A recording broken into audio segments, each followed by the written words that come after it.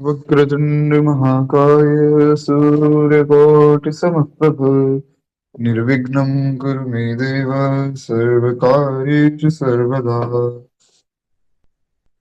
नीलाम्बुजश्यामलकोमलाङ्गं सीतासमारूपितमाभागम् पाणो महासायकचारुचापं नमामि रामं रघुवंशनाथम्।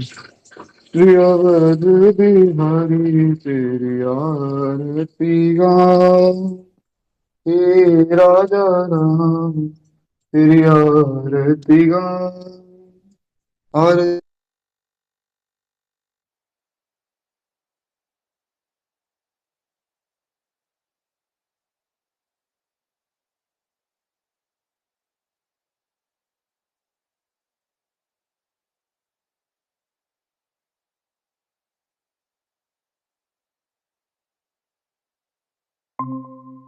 आरती गाओ, लखन राम सिय शोभा साजे, चरणों में हनुमान विराजे। मैं निरख निरख छवि मन में बसाऊं, हे सीताराम तेरी आरती गाऊं। मैं सेवक मेरे नाथ आप हो, हर पल मेरे साथ आप हो। मैं तन मन धन चरणों में चढ़ाऊं, हे रघुवर तेरी आरती गाऊं।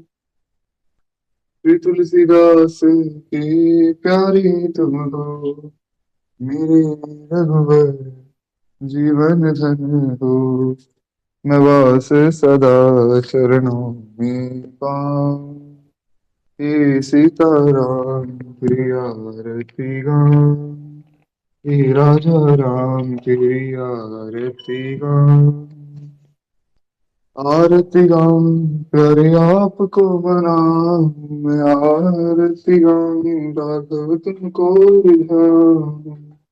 हे रघुवर तेरी आरती गाऊं, राम सनर तेरी आरती गाऊं। बोले सिया रामचंद्र भगवान की जय। गुरुर्ब्रह्मा गुरुर्विष्णु गुरुर्देवो महेश्वरः, गुरु साक्षात् परब्रह्म तस्मै श्री गुरवे नमः।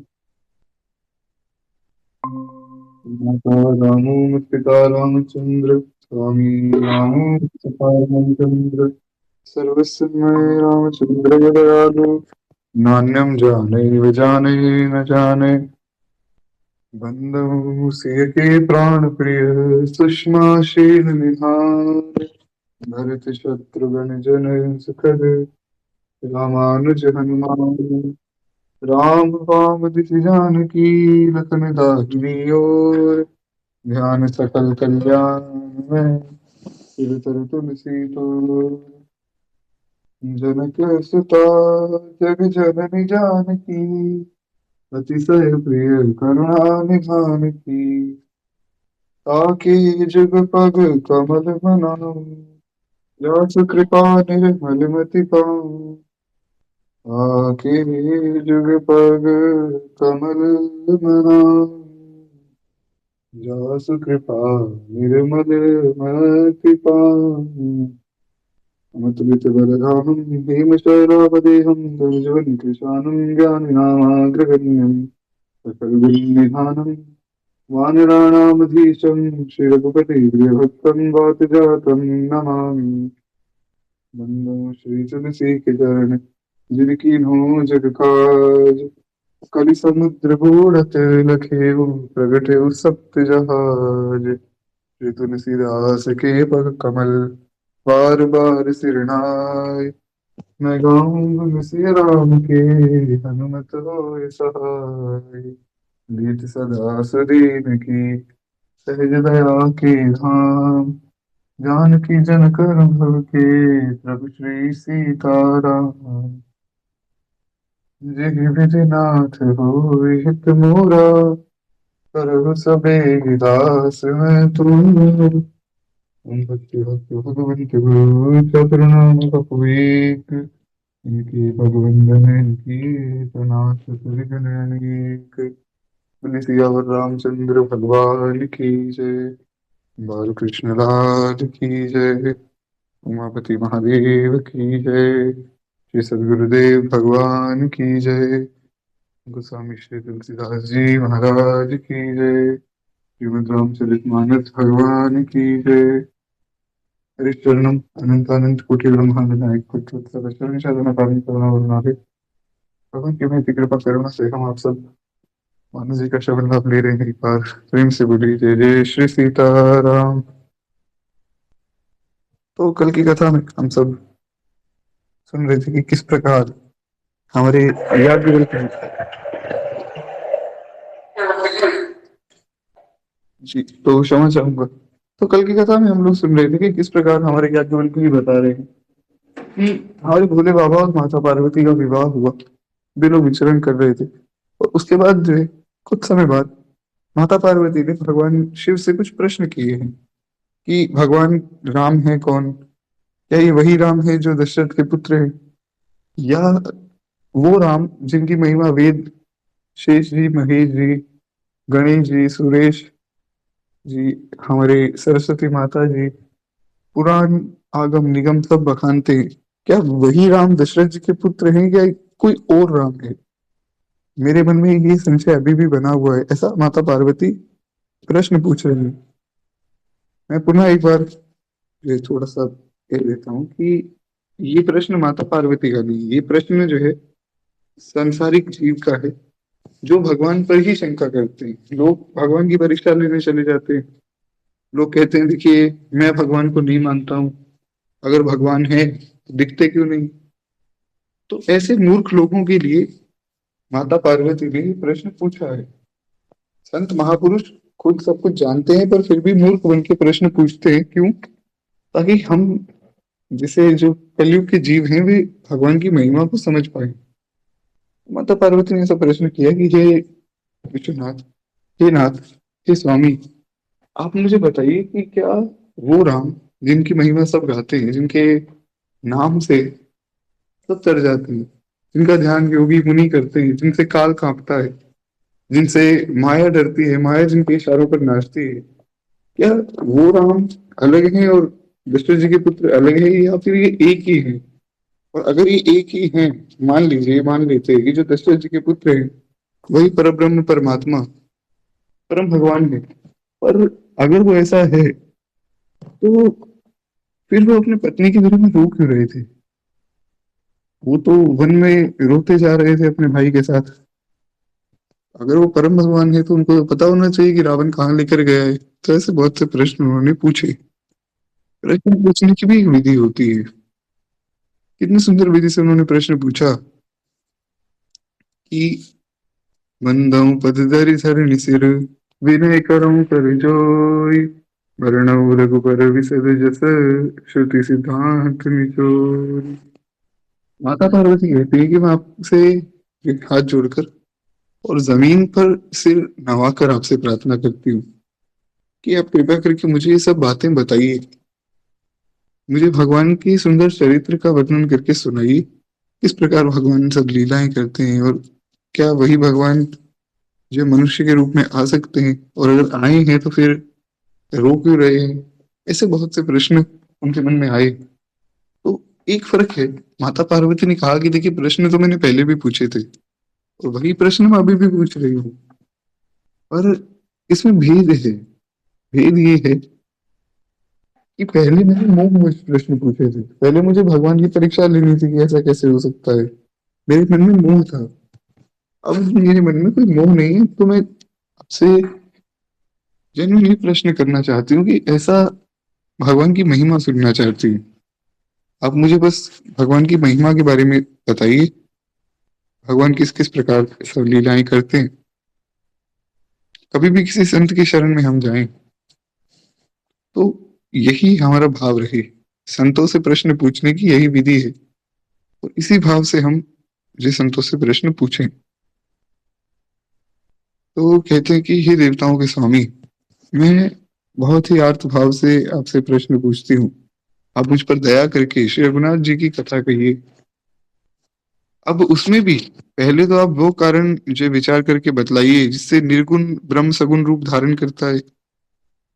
अभी निर्गुण सगुण की महाराज बहुत बड़ी लड़ाई। कुछ लोग कहते हैं कि देखो जी भगवान तो निर्गुण है, कुछ कहते हैं कि भगवान सगुण है। अब अंदर की बात यह है कि निर्गुण और सगुण दोनों ही भगवान के रूप हैं। तो अगर हम कह दें कि भगवान केवल निर्गुण है तो भी बात गलत हो जाएगी।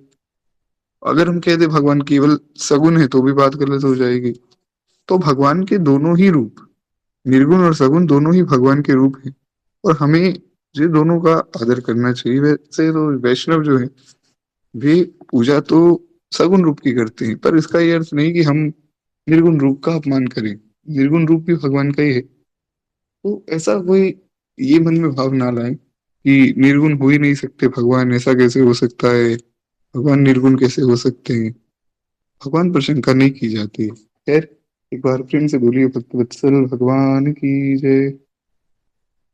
तो कहते हैं कि हे प्रभु आप मुझे वो कारण भी बताइए। अति आरत पूछूं सुर राया, रघुपति कथा कहूं करिदाया। माता पार्वती कहती है कि हे प्रभु आप मुझे वो सारी कथा सुनाइए। मैं आर्त भाव से बहुत दीनता से हाथ जोड़कर आपसे ये प्रश्न पूछ रही हूँ। उसके बाद वे कहते हैं, पुनि प्रभु कहो राम अवतारा, बाल चरित पुनि कहूँ दारा, कहूँ जता जानकी विवाही, राज तजा सो दूषण काहि। अब देखिए, एक बात है। कल की कथा में हमने सुना कि माता पार्वती भगवान शिव को क्या कह रही हैं कि तुम पुनि राम, राम दिन राति, सादर जपहु अनंग आराती, तुम पुनि राम, राम दिन राति, राम सुअबद नृपति सुत सोई, की अज अगुन अलख गति कोई। अब कल की कथा में माता पार्वती ने कैसा प्रश्न पूछा कि हे प्रभु आप दिन रात राम राम करते रहते हैं, तो मैं ये पूछना चाहती हूँ कि राम सो अवध नृपति सुत सोई, क्या आप उन्हीं राम जी का नाम लेते हैं जो अयोध्या में दशरथ जी के पुत्र हैं, या फिर कोई ऐसा तत्व है जो अजन्मा अनादि अगोचर अविनाशी निर्गुण है, आप किसका नाम लेते हैं?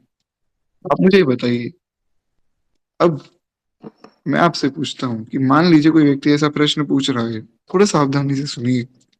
अब जो व्यक्ति ऐसा प्रश्न पूछ रहा है उस व्यक्ति के मन में ये शंका है कि या तो दशरथ जी के पुत्र ही राम है, और या फिर कोई निर्गुण ब्रह्म है जो अलग है। अब वो कथा पूछेगा तो ये पूछेगा कि आप मुझे इन दोनों के बारे में बताइए कि क्या बात सही है। पर माता पार्वती क्या प्रश्न पूछ रही है? पुनि प्रभु कहु राम अवतारा, बाल चरित पुनि कहूँ दारा। अंत में माता पार्वती ने कह दिया कि बस आप मुझे जो है उसके बाद राम जी के अवतार की कथा कहिए, और उसमें भी जो है बाल चरित्र कैसा हुआ वो जरूर बताइए। तो अब अगर किसी के मन में शंका है कि महाराज राम जी दशरथ जी के पुत्र हैं या भगवान राम कोई अलग है, वो ऐसे प्रश्न क्यों करेगा? उसे तो अभी यही क्लियर नहीं है कि राम है कौन, क्या दशरथ के पुत्र भगवान है या कोई भगवान अलग है। लेकिन यहां से माता पार्वती ने स्पष्ट कर दिया कि भगवान को तो मैं जानती हूँ, पर मैं तो कथा सुनना चाहती हूँ। केवल कथा सुनने के लिए मैं आपसे ये प्रश्न कर रही हूँ। इसीलिए माता पार्वती आगे कहती हैं, कहूँ जथा जानकी विवाही। उसके बाद आप मुझे जानकी जी के साथ विवाह का प्रसंग भी सुनाइए। तो ये है केवल और केवल कथा सुनने के लिए सब प्रश्न किए जा रहे हैं। और यही प्रश्न श्रेष्ठ है जीवन में। कभी भगवान की कथा, भगवान का भजन मिले, उसके लिए आपको थोड़ा झूठ बोलना पड़ जाए, या आपको थोड़ी मूर्खता दिखानी पड़ जाए, तो उसमें कोई बुराई नहीं। कहीं भगवान की कथा के लिए हमें झूठ बोलना पड़ रहा है, तो खूब प्रेम से बोल दीजिए। या मान लीजिए कुछ लोग ऐसा कहते हैं कि प्रभु जी हमारे घर वाले भजन ही नहीं करने देते। एक बात बड़ी प्रचलित है। हाँ, नॉन डिवोटी फैमिली। हम तो जी नॉन डिवोटी फैमिली से हैं, मतलब हम तो भक्त हैं और बाकी सब हमारे घर में अभक्त हैं। खैर, इस विषय पर तो मैं नहीं बोलूंगा। इस पे तो कुछ एक ऐसी बात है जो अभी नहीं कही जा सकती, सही समय पर आने पर जो कही जा सकती है, वो तब हम देखेंगे। लेकिन हाँ, ऐसा प्रश्न आता है कि हमारे घर वाले जो है वो नॉन डिवोटी हैं, तो फिर हमें भजन करने को मिलता नहीं, हम करें क्या? तो उस वक्त मैं कहता हूँ कि अगर आपका भजन बच रहा है, आपको झूठ बोलना पड़ रहा है, बोल दीजिए। कोई आपसे पूछे कि क्या आप भजन करते हो, कह दीजिए नहीं करते, हम कहाँ भजन करेंगे। जैसे रावण को सबने जाकर बता दिया कि महाराज आप हमें तो जो है राम का नाम लेने से रोकते हो, आपका भाई तो अपने घर के बाहर राम लिखवा कर बैठा है। रावण ने बुलाया, कथा तो खैर आप सब जानते ही। रावण ने बुलाया और रावण ने कहा कि क्यों भाई विभीषण, तुम्हारे घर के बाहर राम कैसे लिखा हुआ है? विभीषण जी ने झूठ बोल दिया। एक शुद्ध वैष्णव आज झूठ बोल रहा है। वे कह रहे हैं कि भैया ये तो आपका ही नाम है, रा मतलब रावण और माँ मतलब मेरी भाभी मंदोदरी, तो मैंने तो आप दोनों का ही नाम लिखा है और मैं तो माला भी आप दोनों के नाम की करता हूँ, मैं तो आपकी पूजा करता हूँ। अब कोई ये सोच सकता है कि शुद्ध वैष्णव होकर विभीषण जी झूठ कैसे बोल रहे हैं? पर जिस झूठ से हमारा भजन बचे वो हमें बोल देना चाहिए। अब इसका ये भी अर्थ नहीं कि हम जो है बिना किसी मतलब के ही झूठ बोलते रहे, या फिर हर बात में ही झूठ बोलते रहे। ऐसा नहीं है। हमें हमेशा सत्य के साथ रहना चाहिए। हाँ, भजन बचाने के लिए अगर झूठ बोलना पड़े, केवल उस वक्त हम झूठ बोल सकते हैं। तो एक बार प्रेम से बोलिए भक्त वत्सल भगवान की जय। तो खैर, यहाँ पर एक तरह से झूठ ही है जो हम सबको दिखाया जा रहा है। भरद्वाज जी ने रोका और भरद्वाज जी ने भी यही प्रश्न किया याज्ञवल्क्य जी से कि आप मुझे बताइए कि क्या वो राम अलग है जो दशरथ जी के पुत्र हैं और जो भगवान है, या फिर वो वही राम जी जो दशरथ जी के पुत्र हैं वही परम भगवान है? जानते तो भरद्वाज जी भी हैं, पर कथा सुनने के लिए वो ऐसा प्रश्न कर रहे हैं। तो एक तरह से ये भी झूठ ही है कि हम जानते नहीं। तो भजन बचाने के लिए आप कुछ भी कर सकते हैं। कहते हैं हे नाथ, फिर उन्होंने जो है वन में रहकर जो अपार चरित्र की सारी कथा है वो भी आप मुझे बताइए कि भगवान वन में कैसे रहे, और फिर भगवान ने वन में किस प्रकार विचरण किया, कब तक विचरण किया, किस प्रकार की वन में लीलाएं हुई। और मैंने सुना है कि भगवान रास भी करते थे। भगवान ने जो चित्रकूट में 999 बार रास किया, और अंत में जब एक बार भगवान अंतिम रास की लीला कर रहे थे, उस वक्त जयंत आया, तो जयंत की वजह से वो रास की लीला बीच में रुक गई। तो उसके लिए फिर भगवान ने कहा कि अब जब मैं अगली बार आऊंगा तो अगली बार हम रास नहीं करेंगे, महारास करेंगे। और फिर भगवान ने आकर हजारों करोड़ों गोपियों के साथ महारास की लीला को जो संपन्न किया। हालांकि महारास की लीला ऐसी है जिसमें हर व्यक्ति को नहीं सुनाई जाती है, क्योंकि सब लोग समझ नहीं पाते। पर यह भी है कि जो उस महाराज की लीला को सुन लेता है उसका काम विकार नष्ट हो जाता है। ऐसी अद्भुत महाराज की लीला है। और ऐसे हमारे ठाकुर जी, एक बार प्रेम से बोलिए श्री रास बिहारी सरकार की जय। तो माता पार्वती ने प्रश्न किया कि किस प्रकार भगवान ने सब लीलाएं की, आप वो भी कही। और हे नाथ, उसके बाद फिर आप उनकी सारी लीलाओं को कहकर वो लीला भी कहिए जिसमें भगवान राज सिंहासन पर बैठे और भगवान ने जो राज्य किया, तो वो सब लीला भी आप मुझे सुनाइए। हे कृपा निधान। फिर वह अद्भुत चरित्र कहिए जो श्री रामचंद्र जी ने किया। रघुकुल शिरोमणि प्रजा सहित किस प्रकार अपने धाम को गए। अब सारी लीला हो गई, भगवान राज सिंहासन पर भी बैठ गए। उसके बाद भगवान अपने धाम को किस प्रकार गए। अब यहाँ पर भी प्रश्न आ सकता है कि अगर माता पार्वती को तो ये शंका है कि दशरथ जी के पुत्र कोई और हैं और परब्रह्म भगवान कोई और है, तो वो ऐसी बात क्यों कह रही है कि भगवान धाम को गए। यहाँ से एकदम स्पष्ट बात है कि उन्हें सब पता है। वे केवल और केवल कथा सुनने के लिए ऐसा प्रश्न कर रही हैं। तो कहते हैं, हे प्रभु, फिर आप उस तत्व को समझा कर कहिए जिसकी अनुभूति मुनिगण सदा करते हैं। और फिर भक्ति, ज्ञान, विज्ञान, वैराग्य आदि सबका वर्णन कीजिए। और राम रहस्य अनेका, कहु नाथ अति विमल विवेका। जो प्रभु मैं पूछा नहीं हुई, सो दयाल राखहु जन गोई। कितनी सुंदर बात है। माता पार्वती कह रही हैं कि वैसे तो मैंने लगभग लगभग सभी प्रश्न पूछ ही लिए, लेकिन अगर कोई प्रश्न रह गया हो ना, तो हे प्रभु आप अपनी तरफ से कह दीजिएगा। अब मैं मतलब पूरा चरित्र सुनना चाहती हूँ, मेन बात ये है। और कोई चरित्र रह गया हो, क्योंकि भगवान के तो अनेक रहस्य हैं, हरि अनंत हरि कथा अनंता। तो आप वो जो है अपनी तरफ से बता दीजिए, पूरी पूरी कथा आप मुझे सुना दीजिए। तो ऐसा बड़ा सुंदर और बड़ा सरल निर्मल भाव से माता पार्वती ने ये प्रश्न पूछा है। और इसी निर्मलता से अगर हर व्यक्ति कथा सुने, तो भगवान सबको मिल जाते हैं। ठाकुर जी को पाना मुश्किल नहीं है, बस इस माया से बचना ये थोड़ा कठिन है। तो कहते हैं, तुम त्रिभुवन गुर वेद बखाना, आन जीव पावर जाना, प्रसन्न उमा के सहज सुहाई, छल विहीन सुनी शिव मन भाई। कितनी सुंदर बात है। कहते हैं वेदों ने आपके तीनों लोगों का, आपको मतलब तीनों लोगों का गुरु बताया है। और मेरे भी आप गुरु ही हैं एक तरह से। तो आप कृपा करके मुझे सारी कथा सुना दीजिए।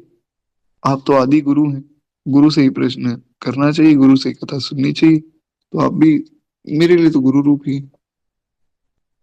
अब यहाँ पर भी प्रश्न आ सकता है कि गुरु तो माता पार्वती के नारद जी हैं। तो देखिए क्या होता है कि स्कंद पुराण में वर्णन है कि जो वक्ता होते हैं वो भी एक तरह से गुरु ही होते हैं। तो इसीलिए ऐसा कोई मन में संशय ना करे कि नारद जी गुरु हैं या भगवान शिव गुरु हैं। भगवान शिव जब वक्ता के रूप में उन्हें कथा सुना रहे हैं तो वे भी गुरु हैं, और नारद जी तो उनके गुरु हैं ही। तो खैर, माता पार्वती कहते हैं कि आप तो सारे जगत के गुरु हैं, आदि गुरु हैं। तो मेरे भी इस संशय को आप दूर कीजिए, और कृपया करके मुझे भगवान का सारा चरित्र आप सुना दीजिए। पार्वती जी के सहज और सुंदर वचन सुन के भगवान शिव बड़े प्रसन्न हो गए। इतने सुंदर प्रश्न माता पार्वती ने किए हैं। और ऊपर से सबसे बड़ी बात है कि माता पार्वती के मन में कोई छल नहीं, बस इसी भाव पर भगवान रीझ जाते हैं। जो व्यक्ति जाग रहा है, जो छल से रहित है, भगवान उसके पास आ जाते हैं। जैसे हमारे वसुदेव जी और देवकी जी, वे छल रहे थे और जाग रहे थे, बाकी सब सो रहे थे। अब इसे हम आध्यात्मिक दृष्टि में देखें वो भी ये बात सही है, लौकिक दृष्टि में देखें तो भी सही है। रात का समय है, सब लोग सो रहे हैं, लेकिन जाग कौन रहा है, केवल माता देवकी और हमारे वसुदेव जी। और अगर आध्यात्मिक दृष्टि से देखें तो बाकी सब तो राक्षस हैं कंस के यहाँ पे। केवल और केवल देवकी जी और वसुदेव जी ही दो भक्त हैं। तो भगवान ऐसे भक्तों के यहाँ पर आते हैं जो निरंतर भगवान का स्मरण करते रहते हैं, और जो निर्मल मन से स्मरण करते हैं। भगवान को निर्मल भक्ति बहुत पसंद है। छल कपट करने वाले व्यक्ति भगवान को पसंद नहीं। इसलिए भगवान अर्जुन को कहते हैं, अर्जुन मैं छल करने में मैं जुआ हूं, यानी कि मुझसे बड़ा छलिया और कोई भी नहीं, इसलिए मेरे साथ छल कभी भी मत करो। जो भी मेरा भक्त बनना चाहता है वो छल से रहित हो जाए, और छल से रहित होकर मेरी भक्ति करे, फिर मैं उसको स्वीकार कर लेता हूँ। तो खैर, एक बार प्रेम से बोलिए भूत भावन भोलेनाथ भगवान की जय। तो ऐसा सुंदर प्रश्न माता पार्वती ने सब की। अब आगे गोस्वामी जी बता रहे हैं, हरे ही रामचरित सब आए, प्रेम पुलक लोचन जल छाए। अब क्या हुआ, महादेव जी से जैसे ही सब प्रश्न पूछे गए, तो श्री महादेव जी के हृदय में सारे ही प्रश्न का उत्तर आया रामचरित्र। उन्होंने सोचा कि पूरा का पूरा रामचरित्र इन्हें सुना देता हूँ, इनके सब प्रश्नों का हल भी मिल जाएगा और कथा भी हो जाएगी, दोनों काम हो जाएंगे। तो कहते हैं कि प्रेम के मारे उनका शरीर पुलकित हो गया, नेत्रों में जल भर आया। बस यही है एक भक्त की पहचान। यत्र यत्र रघुनाथ कीर्तनम तत्र तत्र कृतमस्तकांजलिम बाष्पवारि परिपूर्ण लोचनम मारुतिम नमत राक्षास्तकम। बड़ा सुंदर श्लोक है। लव कुश कहते हैं कि जहां जहां भगवान के नाम का कीर्तन होता है, जहां जहां श्री रघुनाथ जी का कीर्तन हो रहा है, कथा हो रही है, वहां वहां पवन पुत्र श्री हनुमान जी महाराज पधारते हैं, अवश्य ही जाते हैं, हमारे बीच भी बैठे हैं। एक बार प्रेम से बोलिए श्री हनुमान जी महाराज की जय। अच्छा, कैसे बैठते हैं? अपनी गर्दन को नीचे झुकाकर खूब प्रेम से सुनते रहते हैं, आंखों में अश्रु है, और बस रोते रहते हैं, सुनते रहते हैं। यही है प्रेम, विशुद्ध प्रेम, जिसमें कोई मांग नहीं है, जिसमें कोई इच्छा नहीं, केवल प्रेम है। श्री रघुनाथ रूप उर आवा, परमानंद अमित सुख पावा। कहते हैं श्री रघुनाथ जी का रूप हृदय में आ गया, और स्वयं ही जो है परमानंद स्वरूप शिव जी और भी सुख पा रहे हैं। वैसे तो खुद ही परमानंद है, पर उन्हें अब और आनंद हो रहा है। ये है भगवान की कथा। कथा का प्रभाव ऐसा है कि परमानंद को भी आनंद देते, वो है ये कथा। मगन धन्य रस दंड जुग, पुनि मन बाहिर कीन, रघुपति चरित महेश तब, हर्षित बरने लीन।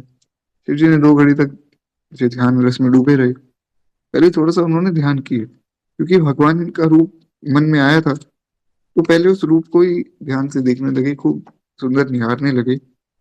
और 2 घड़ी बाद, यानी कि लगभग लगभग 48 मिनट के बाद भोले बाबा जागे। फिर उन्होंने मन को जो बाहर खींचा।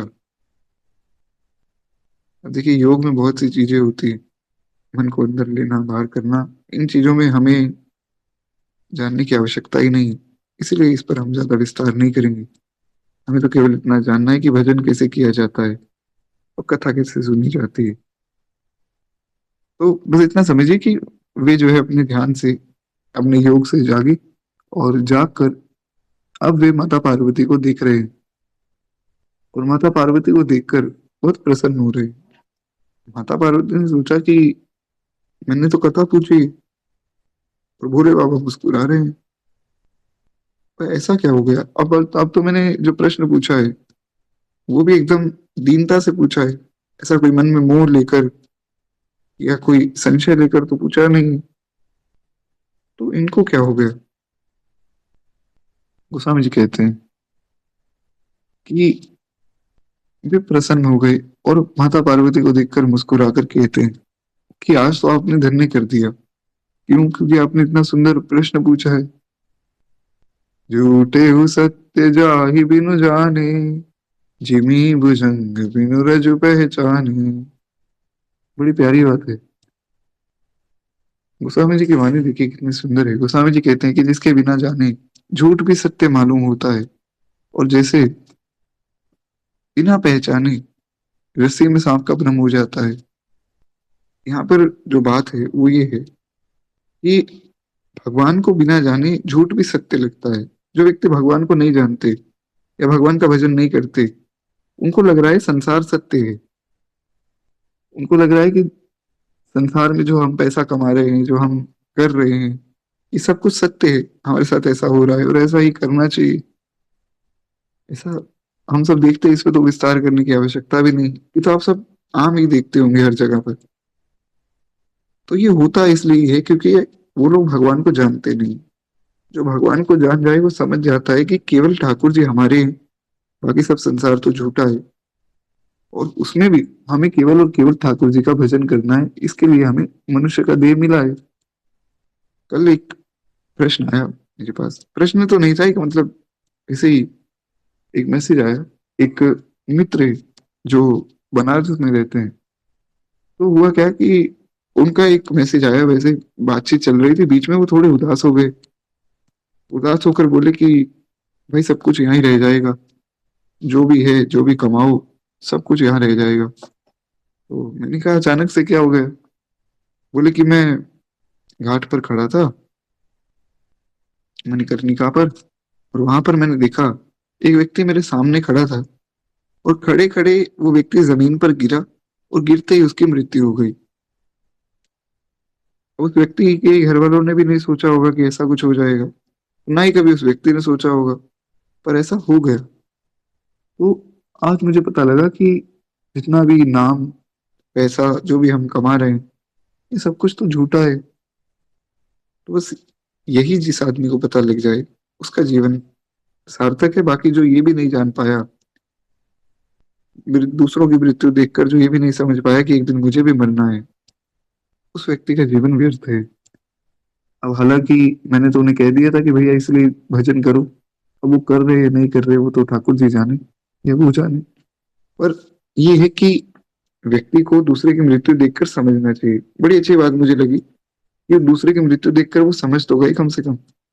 बार बार एक ही बात कह रहे थे कि जिस दिन मेरी मृत्यु होगी, तब जो भी नाम पैसा मैं कमाऊंगा वो सब यहाँ रह जाएगा। तो क्या अर्थ है इस चीज का? तो ऐसा क्षणिक वैराग्य बहुत से लोगों के मन में आता है, लेकिन ये भी आए तो भी उचित है। ये क्षणिक वैराग्य भी आपको भगवान से तो जोड़ ही देता है। तो खैर, इसलिए भगवान शिव कहते हैं कि जैसे अंधेरा जब होता है तो अंधेरे में आपको एक रस्सी भी सांप की जैसी लगती है, या सांप भी रस्सी के जैसा लगता है। तो बस उसी प्रकार जब तक भगवान जीवन में नहीं आते तब तक अंधेरा रहता है, और माया के अंधकार में हमें सब कुछ सत्य लग रहा है। हमें लगता है कि घर, गाड़ी, ये पुण्य, पाप, ये सब कुछ सत्य है, पर वास्तव में सब कुछ ही असत्य है। तो कहते हैं और जिसके जान लेने पर जगत का उसी तरह लोप हो जाता है, जैसे स्वप्न से जागने पर ब्रह्म का लोप होता है। मान लीजिए आप कोई स्वप्न देख रहे हैं, उसमें आपने कोई चोरी कर ली। जब आप स्वप्न से जागते हैं तो आपको लगता है कि अच्छा है, मुझसे कोई पाप नहीं बना, मैं तो स्वप्न में ही देख रहा था। तो जैसे स्वप्न में कुछ भी हम देख, कुछ अच्छा देख लें, कि जैसे मान लीजिए किसी को 1 करोड़, 10 करोड़, 100 करोड़, बहुत ज्यादा पैसे मिल गए, तो वो व्यक्ति स्वप्न में तो खुश हो जाएगा, जब उठेगा तब थोड़ा परेशान हो जाएगा कि देखो स्वप्न में तो मैं इतना धनवान हो गया था, और अब मेरे पास वो भी नहीं। तो जैसे व्यक्ति स्वप्न से जागता है और उसे पता लगता है कि सब कुछ झूठ था, उसी प्रकार जब भगवान जीवन में आते हैं, भगवान हमारे हृदय में आते हैं, तो जीवन में प्रकाश आ जाता है। और भगवान के आने से हमारे जीवन में सारा संसार खत्म हो जाता है। इसलिए भगवान भागवत जी में वर्णन करते हैं कि अर्जुन, कि उद्धव, जो मेरा भक्त है उससे मैं संसार छीन लेता हूँ, फिर उसको संसार नहीं देता हूँ। उद्धव जी ने पूछा क्यों महाराज? भगवान कहते हैं कि देखो, जो भी मेरा भक्त हो जाता है, मेरे शरणागत हो जाता है, वो फिर केवल मेरा ही है, और उसको फिर संसार से कोई मतलब ही नहीं, क्योंकि संसार तो सब मिथ्या है। हमारे वेद भी ये बात कहते हैं कि ब्रह्म सत्य जगत मिथ्या। जो ब्रह्म है, भगवान है, वे सत्य है, और सारा संसार जो है, जगत जो है, वो सब मिथ्या है। तो बस इसी प्रकार इसी भाव को हमें मन में लाना है। जो इस बात को समझ जाए, जितनी जल्दी समझ जाए उसका उतना ही कल्याण है। जो जितना विलंब करेगा उसको उतने ही चक्कर 84 लाख योनियों के लगाने पड़ेंगे। तो खैर, एक बार प्रेम से बोलिए भक्त वत्सल भगवान की जय। एक तो मुझे ये दुनिया झूठी है भगवान के आगे। जी बिल्कुल। दुनिया, अच्छा कुछ लोग ऐसा भी कहते हैं कि संसार तो एक ब्रह्म है, इल्यूजन है। इल्यूजन तो नहीं है, ऐसा नहीं कह सकते कि जो हमें दिख रहा है वो है ही नहीं। ऐसा कह सकते हैं कि जो दिख रहा है वो वैसा नहीं है। मतलब कोई ये कह दे कि देखो ये धरती तो है ही नहीं, ये तो केवल हमें दिख रही है, या ये ब्रह्मांड है नहीं, ये हमें दिख रहा है। ऐसा नहीं, ब्रह्मांड है, पृथ्वी भी है, पर इस पे जो चीजें दिख रही है वो सत्य नहीं है। वो, ऐसा नहीं कि वो इल्यूजन है कोई, कि बस हमें दिखता जा रहा है, हम देखते जा रहे हैं। वास्तव में नहीं, वास्तव में तो भगवान ने सृष्टि बनाई है, पर वो सच्ची नहीं है, वो बात अलग है। तो इसे इस प्रकार हमें समझना चाहिए। खैर, आगे भगवान शिव बताते हैं कि अब मैं उन्हीं भगवान की कथा आपको सुनाऊंगा। भगवान शिव मंगलाचरण करते हैं, बड़ा सुंदर मंगलाचरण है, थोड़ा सा हम सुने। और कल से जो है हमारी नींद कथा, भोले बाबा और माता पार्वती का जो संवाद है, उसमें हम प्रवेश करेंगे। क्या है कि आज थोड़ा सा होली के कारण विलंब हो गया, नहीं तो आज शुरू करनी थी कथा। पर खैर, जैसे ठाकुर जी की इच्छा, कल से हमारी नींद कथा में हम प्रवेश करेंगे। अभी थोड़ा सा हम दो चार चौपाइयां मंगलाचरण जो भोले बाबा ने किया है वो सुने। बड़ा सुंदर मंगलाचरण है, एक बार प्रेम से बोलिए, भूत पावन भोलेनाथ भगवान की जय। भोले बाबा कहते कि बंदा बाल रूप सोई रामू, सब सिद्धि सुलभ जपत जिस नामू, मंगल भवन अमंगल हारी, द्रवहु सुदशरथ अजिर बिहारी, करी प्रणाम राम ही त्रिपुरारी, हर्ष सुधा सम गिरा उचारी। बड़ी सुंदर बात है। भगवान शिव कहते हैं कि मैं सबसे पहले भगवान राम के बाल रूप की वंदना करता हूँ। बंदौ बाल रूप सोई रामू, सब सिद्धि सुलभ जपत जिस नामू। सबसे पहले मैं भगवान राम के बाल रूप की वंदना करता हूँ, जिनका नाम जपने से सारी सिद्धियां सहज ही प्राप्त हो जाती हैं। जिनका नाम जप करने से संसार में कुछ भी दुर्गम नहीं है। जिनका नाम जप करने से जो आप चाहें वो मिल सकता है। मैं उन्हीं भगवान के बाल रूप का स्मरण करके और पहले मैं उसकी वंदना करता हूँ। क्योंकि भगवान शिव और काकभूषणी जी दोनों के इष्ट जो है वो बालक रूप में राम जी हैं। बड़े वाले राम जी तो, भगवान तो खैर भगवान ही हैं। अब इसमें तो हम भेद कर ही नहीं सकते कि राम जी जब छोटे थे तो अलग थे, बड़े थे तो अलग थे, वो तो संभव ही नहीं है। लेकिन जो बालक रूप था भगवान का, उसमें भगवान ने लीलाएं इतनी सुंदर की कि भोले बाबा उन्हें इष्ट मानते हैं। अब वो चाहे राम कहें आप कृष्ण कहें, एक ही बात है, कोई ऐसा भेद ना करे कि राम जी इष्ट है कृष्ण जी नहीं।